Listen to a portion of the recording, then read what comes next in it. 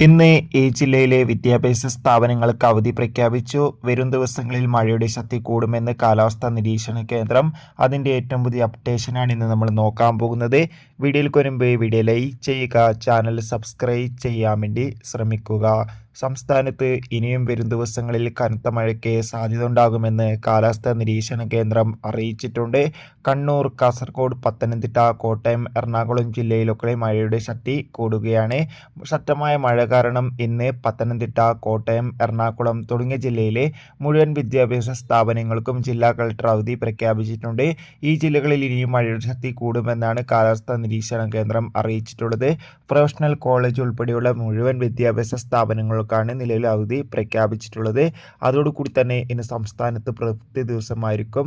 സംസ്ഥാനത്ത് 5ാം ക്ലാസ് മുതൽ 10ാം ക്ലാസ് വരെയുള്ള എല്ലാ വിദ്യാഭ്യാസ സ്ഥാപനങ്ങൾക്കും ഇന്ന് പ്രവൃത്തി ദിവസമായിരിക്കുമെന്ന് കൺഫേം ആക്കിയിട്ടുണ്ട്.